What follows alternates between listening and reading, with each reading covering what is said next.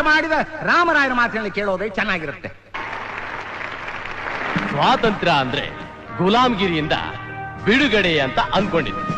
ಆದ್ರೆ ಇವತ್ತು ಸ್ವಾತಂತ್ರ್ಯ ಸ್ವೇಚ್ಛಾಚಾರ ಆಗಿದೆ. ಸ್ವಾತಂತ್ರ್ಯ ಬಂದ ಮೇಲೆ ನಾವೆಲ್ಲ ಒಂದೇ ಕುಟುಂಬದಂತೆ ಬಾಳ್ಬೇಕು, ಒಳ್ಳೆ ಭವಿಷ್ಯ ರೂಪಿಸ್ಕೊಳ್ಬೇಕು ಅಂತ ಸಿಡಿದು ಹೋಗಿದ್ದ ಭಾಗಗಳನ್ನೆಲ್ಲ ಒಟ್ಟಾಗಿ ಸೇರಿಸಿ. ಆದ್ರೆ ಇವತ್ತು ನಮ್ಮ ಸ್ವಾರ್ಥಕ್ಕೋಸ್ಕರ ಒಬ್ಬೊಬ್ರು ಒಂದೊಂದು ದಾರಿ ಹಿಡಿದು ಅಖಂಡ ಭಾರತ ಅನ್ನೋ ಮನೇನ ಒಡೆಯೋ ಪ್ರಯತ್ನ ಮಾಡ್ತಾ ಇದ್ದೀವಿ. ಇದನ್ನೆಲ್ಲ ನೋಡ್ತಾ ಇದ್ರೆ ನಾವು ಮತ್ತೆ ಗುಲಾಮಗಿರಿಗೆ ಹೋಗ್ತಾ ಇದ್ದೀವನ್ನೋ ಭಯ ನನ್ನನ್ನು ಕಾಡ್ತಾ ಇದೆ. ಹೀಗಾಗಬಾರ್ದು. ನಾವೆಲ್ಲ ದೇಶ ಕಟ್ಟೋ ಸೈನಿಕರಾಗೋಣ. ಸೈನಿಕ ಅಂದ್ರೆ ಶಿಸ್ತು, ಶ್ರದ್ಧೆ ಮತ್ತು ದೇಶ ಪ್ರೇಮ, ಅದನ್ನು ಬೆಳೆಸ್ಕೊಳ್ಳೋಣ. ನನ್ನನ್ನು ರೂಪಿಸಿದ ಪೂಜ್ಯ ಗುರುಗಳು ಹಾಗೂ ನಮ್ಮೆಲ್ಲರಿಗೂ ಆದರ್ಶಪ್ರಾಯರಾದ INA ರಾಮರಾವ್ರಂತಹ